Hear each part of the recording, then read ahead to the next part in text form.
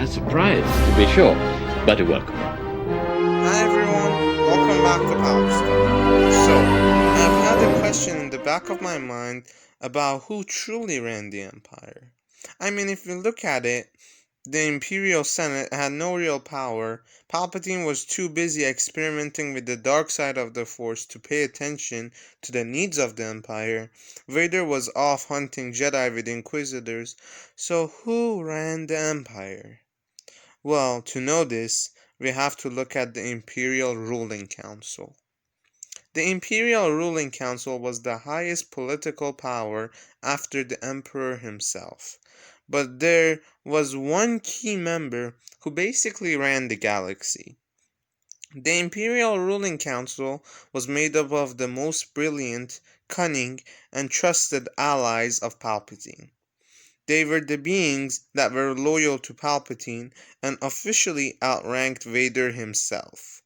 You might say, well, Palpatine ran the Empire, but upon further research, you will find that to be a false notion.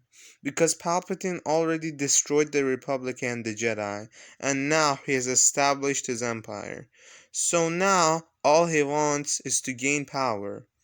In reality, most of the time, Palpatine is on his own quest to learn more about the dark side, become more powerful, and unlock the secret to eternal life.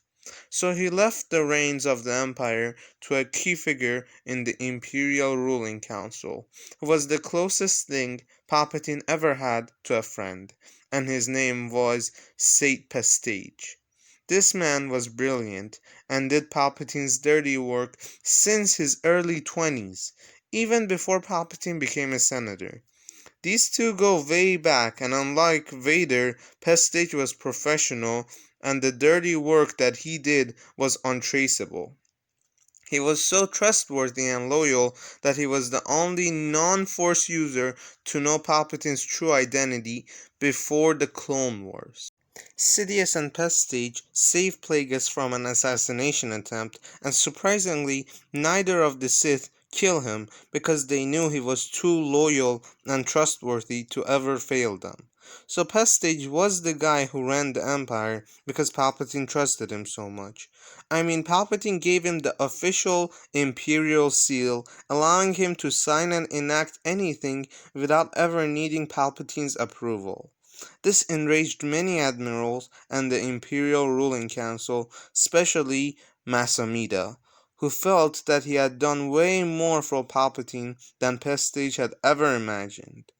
But everyone was too afraid of Palpatine to stand up and speak about the favoritism. And to be fair, Pestage never really abused that power to overthrow anyone or Palpatine, because the only thing that he knew was that his position was temporary and that no matter how many allies and armies he raises, he can't face Palpatine.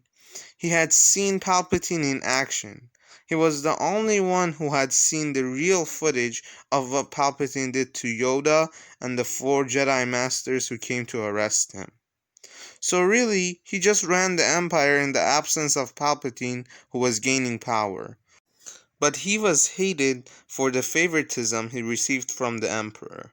So after the Battle of Endor, you know he was in trouble. Masamida and many Imperial warlords were looking to kill him. Pestage had reached a point where he was going to turn himself into the New Republic. But a few days before he does that, he receives confirmation of Palpatine being alive. So he flies to Palpatine in the planet Bit and stands by his side, advising him until both die a few years later at the hands of Luke Skywalker. That is it for today, ladies and gentlemen. Like and subscribe if you like my content. Thank you for watching. Also, don't forget, the Force will be with you always.